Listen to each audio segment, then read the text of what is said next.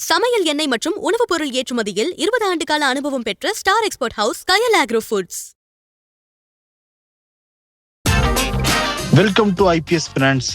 நிப்டியை பொறுத்த வரைக்கும் 136 புள்ளிகள் சரிஞ்சு 25,471 முடிஞ்சிருக்கு.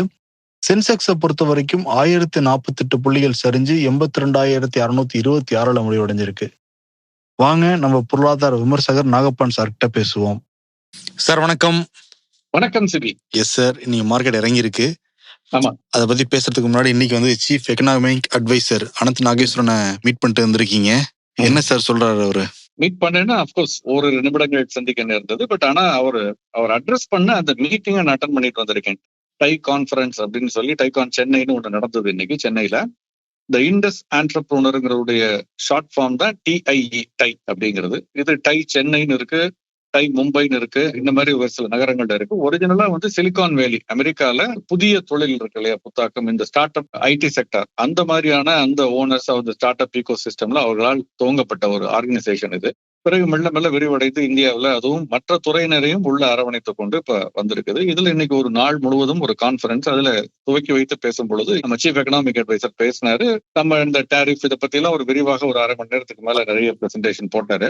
பட் அதுல முக்கியமா ஒரு விஷயம் சொன்னாரு. உலகம் முழுவதும் இப்ப எப்படி இருக்குன்னா, நம்ம இந்தியாவுக்கும் அது அடங்கும். நம்ம 3 விஷயங்கள்ல கவனமா இருக்கணும். ஒன்று, நம்மள நாமளே சொந்த காலில் நிக்கிற அளவுக்கு, மற்றவர்களை நம்பி இல்லாமல், மற்றவர்கள் நம்மளை மிரட்ட முடியாத அளவுக்கு, நமக்குடைய தேவைகளை முழுமையா பூர்த்தி செய்யக்கூடிய அளவுக்கு இந்தியா தன்னிறைவை அடையணும்.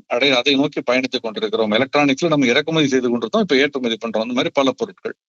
இரண்டாவது விஷயம் ஒரு குறுகிய காலத்துல, ஒரு இடைக்காலத்துல ஏதாவது நமக்கு ஒரு கஷ்டம் வந்துச்சு, மற்ற நாடுகளால் ஒரு செயற்கையாக உருவாக்கப்பட்டால் அதை சஸ்டைன் பண்ற அளவுக்கு நமக்கு வலு இருக்கணும். அப்பதான் நம்ம அதை அந்த கடந்து போக முடியும் அந்த கஷ்டத்தை. ஏன்னா அதை வச்சு நம்மளை யாரும் மிரட்ட முடியாது, மிரட்டக்கூடாது அப்படிங்கிற மாதிரி. மூன்றாவதாக ரொம்ப முக்கியமான ஒரு விஷயம், மற்ற நாடுகள் நம்மளை நம்பி இருக்க அளவுக்கு நம்மிடம் ஒரு தனித்துவமான சில ப்ராடக்ட்ஸோ சில விஷயங்களோ இருக்கணும். அதை வைத்து நம்ம அதை ஒரு லேவரேஜா யூஸ் பண்ணலாம், லேவரேஜ் பயன்படுத்த முடியும். நமக்கு ஒரு ஸ்திரமானத ஒரு நிலையை உருவாக்கும் அப்படிங்கிற இந்த மாதிரியான ஆங்கிள் தான் ரொம்ப முக்கியம். அதை பத்தி விரிவாக பேசினாரு. என்ன மாதிரியான முயற்சிகள் மாநில அரசுகள், மத்திய அரசுகள் ஒருங்கிணைந்து செயல்பட்டாரு, என்ன மாதிரி எல்லாம் நம்ம இலக்குகளை அடைய முடியும் அப்படிங்கறத பத்தி எல்லாம் பேசினாரு.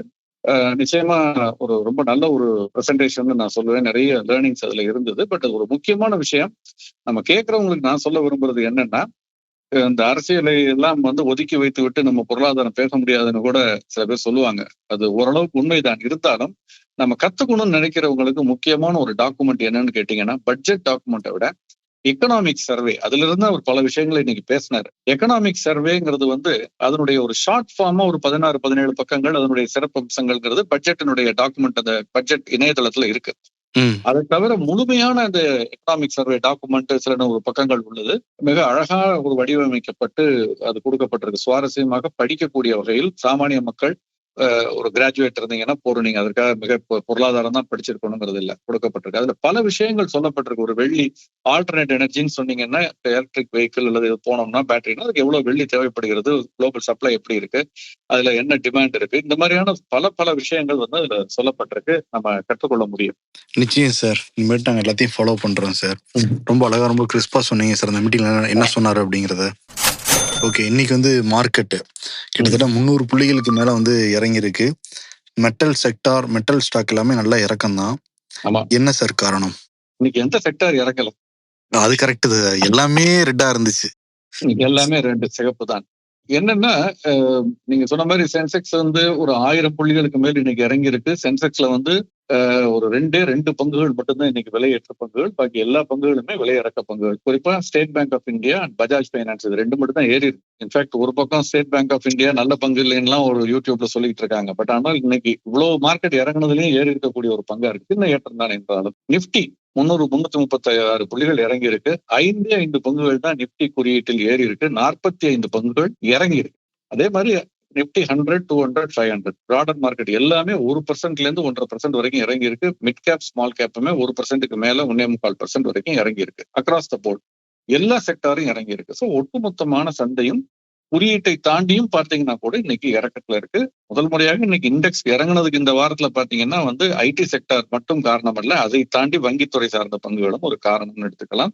உலோகத்துறை பங்குகள், உலோகத்துறை எடுத்துக்கிட்டீங்கன்னா, நீங்க கேட்டது மெட்டல் ஸ்டாக் அந்த குறியீடு எடுத்தீங்கன்னா அதுல 15 பங்குகள் இருக்கு. அந்த நிப்டி மெட்டல்ல 15 பங்குகளும் இன்னைக்கு இறக்கம் 3% மேல இறங்கி இருக்கு. ஹிண்டால்கோ 6%, நால்கோ, ஹிந்துஸ்தான் காப்பர், ஹிந்துஸ்தான் ஜிங்க் இதெல்லாம் 5% இறங்கி இருக்கு. டாடா ஸ்டீல், செயில், NMDC கூட இன்னைக்கு இறங்கி இருக்கு.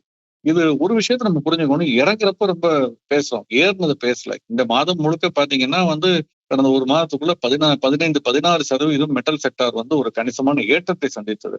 அப்போ ஒரு ப்ராஃபிட் புக்கிங்கிறது நிச்சயமா வரத்தான் செய்யும். அதுவும் இன்னொரு பக்கம் ஐடி செக்டார்ல ஒரு இழப்பு கொண்டிருக்கும் பொழுது அதை சரி செய்வதற்கு லாபத்தை பதிவு செய்வது பீரியாடிக்கலா லாஸ் ஹார்வெஸ்டிங்னு ஒண்ணு சொல்லுவோம். அந்த மாதிரி ஒரு பக்கம் லாஸ் இருந்தா இன்னொரு பக்கம் ப்ராஃபிட்டையும் புக் பண்ணுவோம், ஒரு பக்கம் ப்ராஃபிட் இருந்தா இன்னொரு பக்கம் லாஸையும் புக் பண்றது தற்காலிகமாக. அந்த மாதிரியான ஒரு ரீசெட் நடந்திருக்கும் தான் நான் நினைக்கிறேன். அதனாலதான் இன்னைக்கு இந்த மெட்டல் செக்டாருடைய இறக்கம்ங்கிறது இருந்தது. அதுபோக உலகம் முழுக்க அந்த உலோகத்தினுடைய விலைங்கிறது ஒரு பீக்கை தொட்டுட்டு குறைய ஆரம்பிச்சிருக்குங்கிறதையும் பாக்குறோம். காப்பர் உள்ளிட்ட கோல்டு, சில்வர்ல இருந்து ஆரம்பிச்சு காப்பர் உள்ளிட்ட உலோகங்களுடைய விலை கொஞ்சம் மாடரேட் ஆக ஆரம்பிக்கும். அதுவும் கூட ஒரு காரணமாக இன்னைக்கு இருக்க வாய்ப்பு இருக்கிறது. ஓகே. அதே மாதிரி ஐடி துறை இந்த வாரம் முழுக்க இறக்கத்திலே தான் இருந்தது. நேத்து பாக்குறப்ப கூட மைக்ரோசாஃப்ட் அந்த ஏஐ சிஇஓ முஸ்தபா சுலைமான் அடுத்த 12-18 மாசத்துக்குள்ளார மேலாளர், கணக்காளர் உள்ளிட்ட பல வேலைகளுக்கு ஏஐ வந்துடும் அப்படிங்கிற மாதிரி பயமுறுத்தி இருக்காரு. அதான் நீங்களும் நம்மளும் தொடர்ந்து பேசிட்டு இருக்கோம் சார், அந்த ஐடி செக்டரை பத்தி, ஐடில நடக்கிற நிகழ்வுகளை பத்தி. என்ன சார் ஏன் தொடர்ந்து இறங்கிக்கிட்டே இருக்கு சார் ஐடி செக்டர்? நிச்சயமா நம்ம நேற்றே பேசணும். இந்த ஐடி செக்டாருடைய வீழ்ச்சிங்கிறது நியாயமானதாக சரியானதாக இருந்தாலும் கொஞ்சம் ஓவர் டூ பண்ணிருக்காங்களா? ஏன்னா எப்போதுமே பெண்டுலம், ஒரு கடிகாரத்தினுடைய பெண்டுலம் இடது பக்கம் போகும்பொழுது உச்சிக்கு போயிட்டு திரும்ப கீழே இறங்கும் பொழுது நடுவில் நிக்காது, வலது பக்கத்துல இன்னொரு எக்ஸ்ட்ரீமுக்கு போகும். அந்த மாதிரிதான் நேற்றுக்கு இன்னைக்கு எல்லாம் போய்கிட்டு இருக்குதான் நான் நினைக்கிறேன். உலகம் முழுக்க இறங்கி இருக்கா சார், இல்ல இந்தியாவில மட்டும் தான் இறங்குது ஐடி துறை? இல்ல, உலகம் முழுக்க பல இந்த துறை சார்ந்த பங்குகள், பல பங்குகள் கடந்த ஒரு வாரத்துக்கு மேல இறங்கிட்டு இருக்கு. அதுக்கு உலகம் முழுக்க இறங்குறதுக்கு வேறு அங்க மிக அதிகமாக ஏறி இருந்தது, அதனால வீழ்ச்சி கொஞ்சம் அதிகமா இருக்கணும், அங்க இருக்கும் அப்படின்னு நான் நம்புறேன். அது நடந்துகிட்டு இருக்காங்க, பாக்குறோம். குவால்காம்ல இருந்து ஈவன் செமிகண்டக்டர் சிப் பண்ற பங்குகளில் இருந்து பார்த்தீங்கன்னா அமேசானா இருக்கட்டும், மைக்ரோசாஃப்டா இருக்கட்டும், இன்ஃபேக்ட் இதுல பலனடையக்கூடிய பங்குகள் கூட இறங்குது. இந்த துறையினால் பலனடையக்கூடிய பங்குகள் கூட சில விஷயங்கள்ல இறங்கி இருக்கிறத பாக்குறோம். அது சென்டிமெண்ட் நெகட்டிவா மாறிடுச்சு, அதனால இறங்கி இருக்கு. ஓல்டு எக்கானமி ஸ்டாக்ஸ் அமெரிக்கால ஏறாம இருந்தது, ஸ்லம்பர்கர், ஆக்சிடென்டல், இந்த மாதிரி நம்ம வாரன் பஃபெட்டினுடைய ஃபேவரட் ஸ்டாக்ல ஒண்ணு ஆக்சிடென்டல்ங்கிறது அதெல்லாம் இந்த எண்ணெய் சுத்திகரிப்பு, எண்ணெய், ஆயில் அண்ட் கேஸ், இந்த செக்டார் இருக்கக்கூடிய பங்குகள் எல்லாம் இப்பொழுது ரிவர்ஸ் ஆகி மேலெழும்ப ஆரம்பித்திருக்கு. ஆனால் ஐடி துறை, தகவல் தொழில்நுட்பத்துறை பங்குகள் இறங்க ஆரம்பிச்சிருக்கு சர்வே செலவுல. இந்தியாவை எடுத்துக்கிட்டீங்கன்னா இப்ப நீங்க அந்த அளவுக்கு ஒரு வீழ்ச்சின்னு சொல்ல முடியாது. ஏன்னால் சென்ற ஆண்டு பிப்ரவரி, மார்ச் மாதத்துல ஒட்டுமொத்த பங்குச்சந்தையும் வீழ்ச்சியை சந்தித்த பொழுது HCL, டெக் மஹிந்திரா, TCSல 4400 ரூபாய் அந்த விலையில இருந்து இப்ப இறங்கி இருக்கு. சோ அது இந்த வீழ்ச்சிங்கிறது ஏற்கனவே ஸ்டார்ட் ஆனது, இப்ப இன்னும் கொஞ்சம் அதிகமா இருக்கிறதுனால பாட்டம் அவுட் ஆகுறதா அப்படிங்கிற கருத்தை நான் நேற்று கூட தெரிவிச்சிருந்தேன். இன்னைக்கு ஓரளவுக்கு அது பாட்டம் அவுட் ஆயிருக்க மாதிரி தான் தெரிகிறது. பல பங்குகள், ஐடி தகவல் தொழில்நுட்பத்துறை சார்ந்த பங்குகள், நீங்க சொல்ற மைக்ரோசாஃப்ட் அவருடைய ஒரு அறிக்கை ஒரு பக்கம் இருக்கும் பொழுது, இந்த பக்கம் பாத்தீங்கன்னா இன்னைக்கு இன்னொரு செய்தி வெளியாகி இருக்கிறது. ஜேபி மார்கன் என்ன சொல்லியிருக்காங்கன்னா இந்த துறையில கம்ப்ளீட்டா ஏஐ ரீப்ளேஸ் பண்ணிட முடியாது, அப்ஸ்கில்லிங் நான் சொன்னேன் இல்லையா, அந்த மாதிரி கிராஸ் ஸ்கில்லிங்னு சொல்ல மாதிரியா இந்த துறையில் அப்கிரேட் பண்ணிக்கிட்டு வரக்கூடியவர்களுக்கு மேலும் புதிய வேலை வாய்ப்புகள் உருவாகும். ஒரு 10,000 பேர் அந்த இந்த வேலை பார்க்கறவங்க போறாங்கன்னா அதை விட திறம்பட்ட ஒரு வேலைக்கு தேவை ஒரு 2,000 பேர் தேவைப்படும். அதுக்கு பயிற்சி புதிதாக வேலை வாய்ப்புகள் ஒரு பக்கம் உருவாகலாம். அதனால அவர்கள் என்ன சொல்லியிருக்காங்கன்னா, இந்த அச்சத்தால இப்ப இருக்கக்கூடிய இந்த திடீர் சரிவுங்கிறது முதலீடு செய்யறதுக்கு ஒரு நல்ல வாய்ப்புன்னு வேற சொல்லியிருக்காங்க. குறிப்பா அவர்கள் பங்கினுடைய பேரெல்லாம் குறிப்பிட்டு சொல்லியிருக்காங்க, நம்ம அதை சொல்ல விரும்பல. ஆனால் அவர்கள் சில குறிப்பிட்ட பங்குகள் எல்லாம் சொல்லி இதெல்லாம் இன்னைக்கு பெரிய வீழ்ச்சியை சந்தித்திருப்பது, இது ஒரு முதலீடு செய்வதற்கு ஒரு வாய்ப்பு. என்னதான் ஏஐ தொழில்நுட்பம் வந்தாலும் அதற்கும் ஐடி துறையினுடைய சேவை தேவைப்படும், அதன் மூலமாக புதிய வேலை வாய்ப்புகள் எல்லாம் உருவாகும். அது லாங் டேர்ம்ல நல்லா இருக்கும்னு சொல்லியிருக்காங்க. இதையும் நம்ம கருத்துல கொள்ளணும். நமக்குள்ள அட்வான்டேஜ் என்னன்னா, இந்த நிறுவனங்கள் எல்லாம் பெரிய அளவுல கடன் வாங்காத ஹைலி லிவரேஜ் நிறுவனங்கள், கேஷ் ரிச் நிறுவனங்கள் அப்படிங்கிறது. இன்ஃபேக்ட் எனக்கு ஒரு ஆச்சரியமான ஒரு விஷயம் என்னன்னா, நம்முடைய வாசகர்கள், நம்ம எதை கேட்கறவங்க எவ்வளவு ஒரு புத்திசாலிகளாகவும் எவ்வளவு ஹோம்ஒர்க் பண்றவங்களா இருக்காங்கிறத நேற்று நம்முடைய வீடியோவுக்கு கீழே வந்திருக்க பதிவுகளை பாத்தீங்கன்னா தெரியும். ஐடி துறையை பத்தி பாசிட்டிவாகவும் நெகட்டிவாகவும் ரெண்டுமே, ஆனால் ரொம்ப ஆழ்ந்த ஒரு அனாலிசிஸோட போட்டிருக்காங்க. வாசகர்களுக்கும் அல்லது இன்வெஸ்டர்ஸ்க்கும், முதலீட்டாளர்களுக்கும் ஒரு இதை பத்தி ஒரு புரிதல் இருக்குங்கிறது தான் நான் அதுல புரிஞ்சுக்கிறேன். ஓகே. இப்ப ஜேபி மார்கன்ங்கிறது ரொம்ப முக்கியமான ஒரு நிறுவனம் சார். பல்வேறு விஷயங்கள் அலசி ஆராய்ஞ்சு பல தரவுகளை கொடுத்துக்கிட்டே இருக்காங்க ஆண்டுகள் முழுக்க. இப்ப அவங்க சில நிறுவனங்கள் பேரே சொல்லியிருக்காங்க முதலீடு பண்ணுங்க அப்படின்னு. இப்ப முதலீட்டாளர்கள் எப்படி சார் பார்க்கலாம் அதை?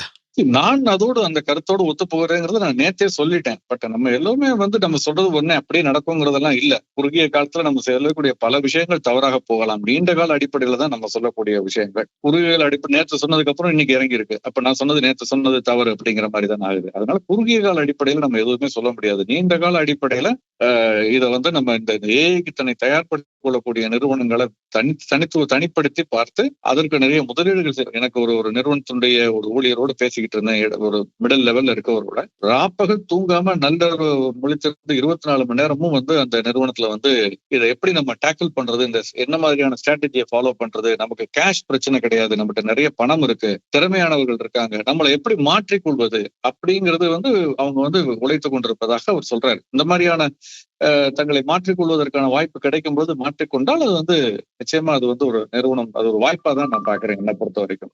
ஆனா ஒரு விஷயம், இதை சொல்லும் பொழுது ஒன்னொன்னு சொல்றேன், ரொம்ப கவனமாக நிதானமாக அவசரப்படாமல் ஒரு சிஸ்டமேட்டிக்கான இன்வெஸ்ட்மெண்ட் போறதுதான் பெட்டர். இன்னொன்னு, ஒரே துறையில் அதிகமான முதலீடுகளை போடுவதில் கான்சென்ட்ரேஷன் ரிஸ்க்ங்கிறது இருக்கும். நீங்க 10 துறையில பிரித்து போடும் பொழுது இந்த துறைக்கு 10% ஒதுக்கி இருந்தா அந்த 10%ல ஒரு 2 நிறுவனமோ அந்த மாதிரி அல்லது ஒரு ETF போடுறதுல தப்பு இல்லை. அதை சிஸ்டமேட்டிக்கா ஒரு மாதாந்திர தவணையிலேயோ போடுறதுதான் கரெக்டா இருக்குங்க தவிர ஒட்டுமொத்தமாக விழுந்தடிச்சுக்கிட்டு இது ஒரு வாய்ப்புன்னு வாங்குறதோ அல்லது இது பயம்னு வித்துட்டு போறதோ சரியான முதலீடு ஒரு ஸ்ட்ராட்டஜியா இருக்கு. Okay sir. கமாடிட்டி மார்க்கெட் எப்படி சார் இருக்கு? கமாடிட்டிஸ் மார்க்கெட் இன்னைக்கு கொஞ்சம் வீக்கா தான் இருந்தது. சைட்வேஸ் மூவ்மெண்ட் கூட சொல்லலாம். நேற்று இறங்கியதற்கு கொஞ்சம் ரெக்கவரி இருந்தது. கோல்டுல 1% ஏறி இருந்தது. சர்வதேச சந்தையில 4970 அமெரிக்க டாலர்கள் இருந்தது. $5000 கீழே தான் இருக்கு. அது மாதிரி இங்க உள்ளூர் சந்தையிலும் MCXல பாத்தீங்கன்னா முன்பேற வணிகத்துல 1,54,000 மேல வணிகம் நடக்குது. 1% ஏறி இருக்கு. பட் வெள்ளி பாத்தீங்கன்னா 3% ஏறி இருக்கு. 2,45,000. பட் இறங்குனதுல ஏறி இருக்கு. அப்படித்தான் நம்ம பார்க்கணும். இன்டர்நேஷனல் மார்க்கெட்லயே 4% ஏறி இருக்குன்னா இறங்குனது ஏறி இருக்கு. $78 $74 வரைக்கும் வந்தது. ஏன்னா $80 இருந்ததுங்கிறத நம்ம பார்த்தோம். 80க்கு மேல எல்லாம் இருந்தது. அது இறங்கிட்டு ஏறி இருக்கு. ஸோ எக்ஸ்ட்ரீம் வாலட்டிலிட்டி இன்னும் கூட கொஞ்சம் மாடரேட் ஆக ஆரம்பிச்சுக்கிட்டு இருக்கு. பட் கண்டினியூ ஆகுது வாலட்டிலிட்டிங்கிறது. ஏன்னா 4%ங்கிறது வெள்ளியில ரொம்ப அதீதமான ஒரு வாலட்டிலிட்டி. ஈவன் தங்கத்துல 1%க்கு மேல இருக்க வாலட்டிலிட்டி எல்லாம் அதீதமான வாலட்டிலிட்டி. சோ அந்த வாலட்டிலிட்டி ஆனா மாடரேட் ஆக ஆரம்பிச்சிருக்கு. 2% 3% இருந்தது கோல்டுல, 6% 10% இருந்தது வெள்ளியில, இப்ப குறைய ஆரம்பிச்சிருக்கு. ஒரு மாதிரி செட்டில் ஆகிறதுக்கான வாய்ப்புகள் அதிகமா இருக்குன்னு ஓரிரு வாரங்களுக்குள் நான் நினைக்கிறேன். காப்பர் கூட ஒரு பவுண்டு அந்த இது பாத்தீங்கன்னா $5.25 வந்திருக்கு. $6 மேல இருந்தது. 25 சென்ட் கிட்ட குறைஞ்சிருக்குங்கிறத பாக்குறோம். MCXலயும் மீண்டும் $1,200 $1,310 எல்லாம் தாண்டினுச்சு போன மாசம். இப்போ $1,200 கிட்ட வந்திருக்குது முன்பேற வணிகத்துல. கச்சா எண்ணெய் $63 ஒட்டி தான் இருக்கு. பெரிய ப்ராப்ளம் எதுவும் இல்லை. MCXல 1% ஏறி இருக்கு. $5,750 அப்படின்னு. சோ கமாடிட்டிஸை பொறுத்த வரைக்கும் சைட்வேஸ் மூவ்மெண்ட் தான். Currency sir, US dollar index மீண்டும் 97க்கு அப்படியே ஜஸ்ட் அதுக்கு மேல கொஞ்சம் போயிட்டு இருக்கு. அது புல்லிஷ்னு சொல்ல மாட்டேன், ஒரு சின்ன ஏற்றம். பட் ஏன்னா 97 கீழே இருந்த பொழுது நமக்கு ஒரு சாதகமான ஒரு விஷயம். 98 தாண்டி 99 கிட்ட போன ப்ராப்ளம். பட் இப்ப 97 கிட்ட தான் இருக்கு. அதே மாதிரி இங்கேயுமே பாத்தீங்கன்னா பெரிய மூவ்மெண்ட்ல ஒரு 5 பைசா ஏற்றத்துல தேசிய பங்குச்சந்தையை பொறுத்தவரை முன்பேற வணிகத்துல நடப்பு மாத ஒப்பந்தம் $90.68 வணிகம் நடக்குது. பவுண்ட் ஸ்டெர்லிங் 18 பைசா இறக்கத்துல $123.52. யூரோ பாத்தீங்கன்னா 13 பைசா இறக்கத்துல $107.65.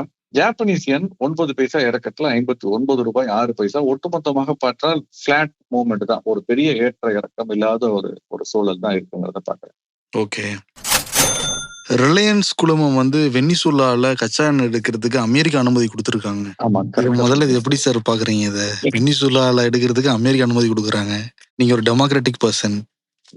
இதுதான் பிராக்மேட்டிக்கா பார்க்க வேண்டிய ஒரு சூழல்ல நம்ம இருக்கோம். ஏன்னா இன்னைக்கு இருக்கக்கூடிய சூழல் இதுதாங்கிறத ரொம்ப தெளிவா காட்டுது. வாங்கக்கூடிய நிறுவனம் இந்திய நிறுவனம்.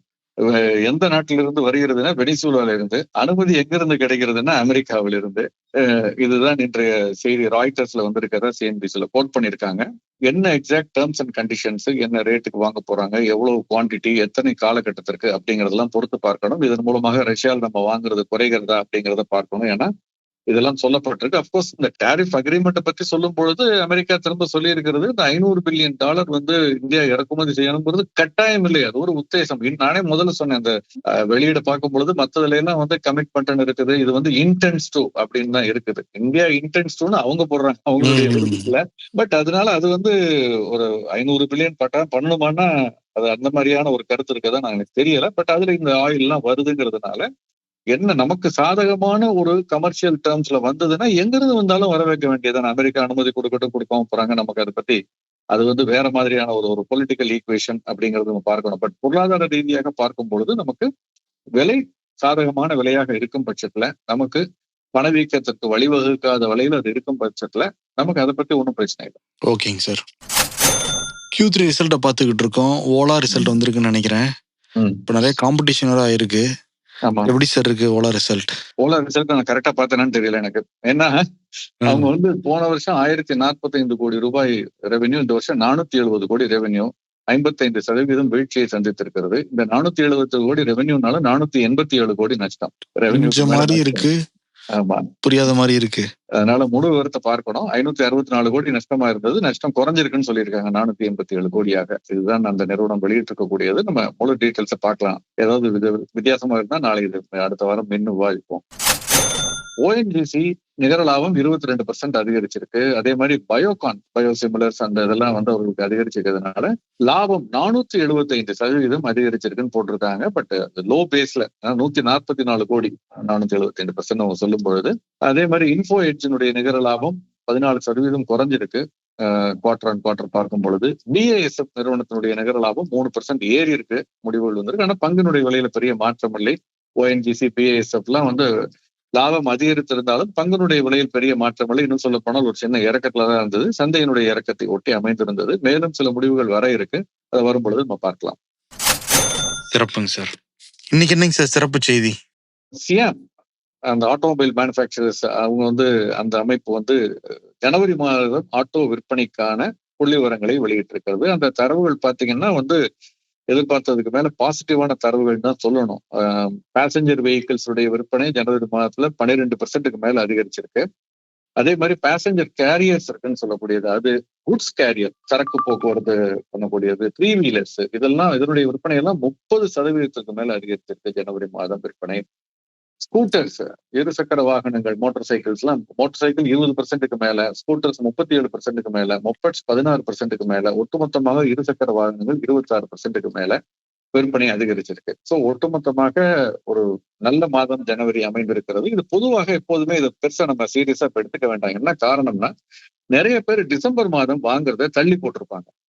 ஏன்னா இன்னைக்கு பாத்தீங்கன்னா ஆட்டோ செக்டர் கூட இன்னைக்கு வீழ்ச்சி தான், 1% இறங்கி இருக்குது. இதை பெருசா எடுத்துக்கல பாசிட்டிவான டேட்டாவை. என்ன காரணம்னா, டிசம்பர் மாதம் வரும் பொழுது அந்த இயர் மாடல் வருது இல்லையா, நீங்க விற்க போகும் பொழுது எந்த வருஷம் மாடல்ஸ் கேட்பாங்க. ரீசேல் போகும் பொழுது ஒரு 5 ஆண்டு கழித்து விற்கும் பொழுது நீங்க சொல்லுவீங்க அது 2025 மாடல்னு சொல்லுவீங்க. அதனால நிறைய பேர் இந்த நவம்பர் எண்டு டிசம்பர்ல வாங்குவதை தவிர்ப்பார்கள், ஜனவரி மாதம் வாங்குவார்கள். இப்ப சொல்லும் பொழுது 5 ஆண்டு கழித்து விற்கும் பொழுது 2026 மாடல்னு சொல்லலாம். இது ஒரு சைக்கலாஜிக்கலான விஷயம் தான் என்றாலும், இந்த எப்படி நம்பர் 13 வர நம்பர் பிளேட்டோ, நம்பர் 8 வர பிளேட்டா சில பேர் ஒரு நம்பிக்கையின் அடிப்படையில் அது வேண்டாம்னு நினைக்கிறாங்களோ, அந்த மாதிரி இதுவும் ஒரு இது. அதனால கூட இருக்கலாம் இந்த விற்பனை அதிகரிப்புங்கிறது. தெரியல. நம்ம பிப்ரவரி மாத விற்பனை வந்ததுன்னா நமக்கு முழு விவரங்கள் தெரியும். பட் ஒட்டுமொத்தமாக இந்த டேட்டா தரவுகள் ஒரு பாசிட்டிவான, ஆட்டோ செக்டரை பொறுத்தவரை பாசிட்டிவான ஒரு தரவுங்கிறது தான் இன்னைக்கு ஒரு சிறப்பான செய்தியா நான் பாக்குறேன். ஓகேங்க சார், சிறப்பு சார். டீட்டெயிலாக நிறைய விஷயம் பகிர்ந்துக்கிட்டீங்க. நிறைய கேள்விகள் கேட்டிருக்காங்க நம்ம மக்கள். அதை பத்தி நம்ம நாளைக்கு டிஸ்கஸ் பண்ணலாம் சார்.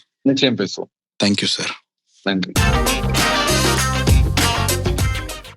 20 ஆண்டுகளாக உலக நாடுகளுக்கு உயர்தர சமையல் எண்ணெய் மற்றும் உணவுப் பொருட்கள் ஏற்றுமதியில் இந்திய அரசின் ஸ்டார் எக்ஸ்போர்ட் ஹவுஸ் அங்கீகாரம் பெற்ற கயல் ஆக்ரோ ஃபுட்ஸ்.